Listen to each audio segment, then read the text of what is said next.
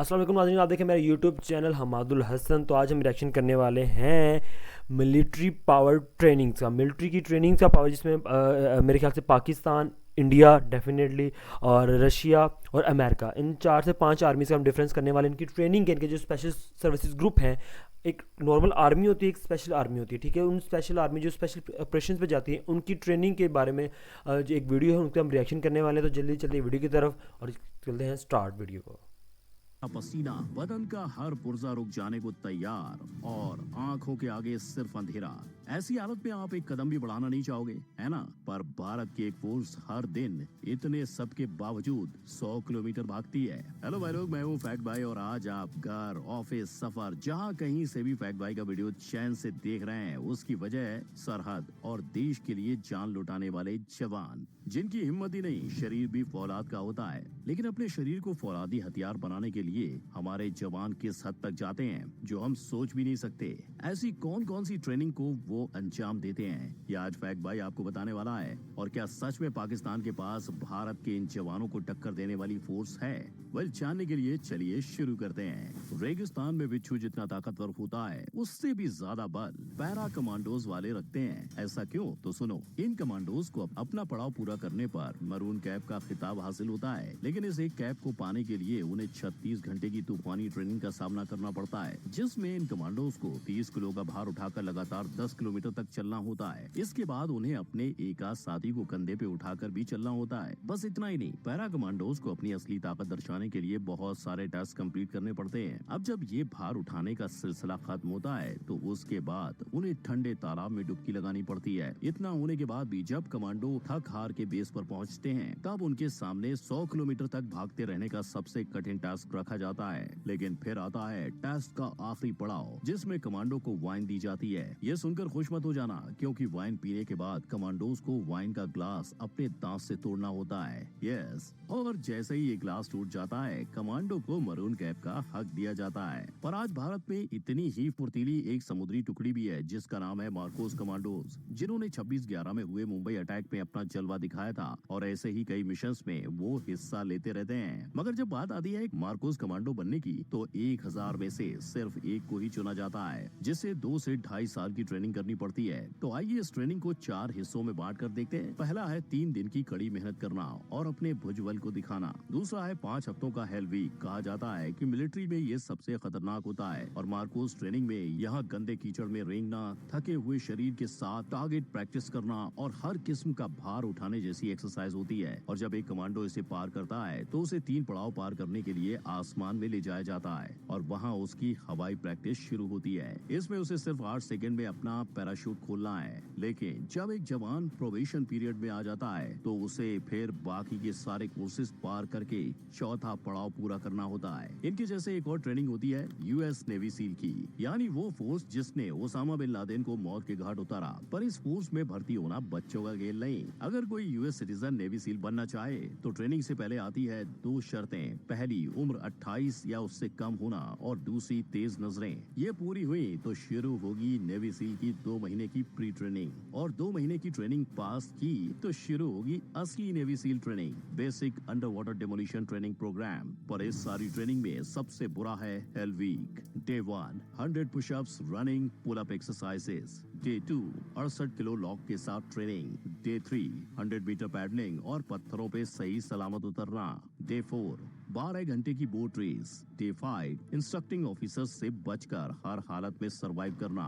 Day 6 120 kilo की boat को सर पे लेकर भागना। हेल वीक में सिर्फ 2 चीजें रेगुलर होती है। एक, हर दिन सिर्फ 4 घंटे की नींद, और हर 6 घंटे में जिंदा रखने जितना खाना। पर ये भी ट्रेनिंग का एंड नहीं। इसके बाद इंटरमीडिएट ट्रेनिंग और कई महीनों की ट्रेनिंग करने के बाद ही एक सोल्जर नेवी सील बन पाता है। पर एक तरफ यूएस नेवी सील है, तो दूसरी तरफ रशिया का अल्फा ग्रुप, जिनका मोटो है where alpha appears compromise stops. 23 October 2002 Russia के मॉस्को थिएटर में 50 आतंकवादियों का कब्जा, 850 मासूमों की जान दांव पे, कई घंटों की बातचीत और 2 मासूमों की जान जाने के बाद अल्फा ग्रुप को बुलाया गया। और कुछ ही वक्त में टेररिस्ट का सफाया। लेकिन 50 आतंकवादियों की जान लेने में अल्फा ने 100 मासूमों को भी खत्म कर दिया। यानी साफ है, देश के लिए लड़ने वाले इन जवानों के लिए मिशन से ऊपर कुछ भी नहीं। पर खुद नहीं, इनकी ट्रेनिंग ने ही इन्हें इतना सख्त बना दिया है। 1 साल की प्री सिलेक्शन ट्रेनिंग के बाद टफेस्ट फिटनेस टेस्ट पास करते ही 3 साल की कड़ी ट्रेनिंग शुरू। बाकी सारे स्किल सीखने के साथ सोल्जर्स 4 लैंग्वेजेस, कंप्यूटर हैकिंग, शिकार और डर सहना सीखते हैं, जिसके लिए वो खुद की सर्जरी तक कराते हैं। आज हर फोर्स का हिस्सा रहने वाले ये खतरनाक फोर्सेस 1974 में शुरू हुई थी, पर ये इतनी खुफिया थी कि खुद इस देश के लोगों को इसके बारे में ना के बराबर पता था। मगर भाई लोग, हम बात सबसे खतरनाक ट्रेनिंग की कर रहे हैं, तो गरुड़ कमांडोज को कैसे बुला सकते हैं? यहाँ कमांडो अपनी ट्रेनिंग के लिए 3 साल मेहनत करते हैं, जो पूरी इंडियन फोर्स की ट्रेनिंग का सबसे लंबा पीरियड है। और इस दौरान कम से कम 50% लोग इसे बीच में ही छोड़ देते हैं, और जो लोग बच जाते हैं उनके सामने 3 महीने की मानसिक और शारीरिक ट्रेनिंग रखी जाती है। और जब वो इसे पूरा करते हैं, तब गरुड़ कमांडोज को पैरामिलिट्री के साथ मिशन पर भेजा जाता है। यहाँ वो रियल लाइफ कंडीशंस का अनुभव लेते हैं। इसके अलावा जब उनकी ट्रेनिंग नहीं होती है, तब वो वायु एयरफील्ड की सुरक्षा में लग जाते हैं। लेकिन फिर भी अगर आपको इंडियन एयरफोर्स के डेडिकेशन के बारे में जानना है, तो जानो योगेश यादव के बारे में। जब योगेश अपनी ट्रेनिंग पूरी कर रहे थे, तो तकनीकी खराबी के कारण उनका प्लेन क्रैश हो गया था और उन्हें कमर के नीचे पैरालिसिस का सामना करना पड़ा था। पर इसके बावजूद उन्होंने अपनी ट्रेनिंग जारी रखी और उसे पूरा भी किया। यानी सच में भारत के जवान कुछ भी कर गुजरने को तैयार हैं। और ऐसा ही डेडिकेशन स्पेशल प्रोटेक्शन ग्रुप भी दिखाते हैं, जहां वो दिन रात हमारे प्रधानमंत्री की रक्षा में खड़े होते हैं। मगर उनकी ट्रेनिंग शुरू होती है नेशनल सिक्योरिटी गार्ड से, जिनका परीक्षण 2 हिस्सों में बटा है। पहला है आर्मी से 3 साल की ट्रेनिंग लेना, और दूसरा है 50 से 70,000 गोलियां चलाना। जी हाँ, इतनी गोलियां तो कोई साधारण जवान भी इस्तेमाल नहीं करता। मगर ट्रेनिंग के दौरान हर एनएससी कैंडिडेट को फार शूटिंग की प्रैक्टिस करनी पड़ती है, और शायद इसीलिए ऐसी घातक परिस्थितियों का सामना सिर्फ 20% लोग ही कर पाते हैं। लेकिन जहाँ परिस्थितियाँ इससे भी घातक होती हैं, वहाँ घातक प्लाटून और रॉ जैसी एजेंसी को याद किया जाता है। बोले तो इंडिया हर लड़ाई के लिए तैयार है, पर क्या ऐसा ही हाल पाकिस्तान के स्पेशल सर्विस ग्रुप एसएसजी का भी है?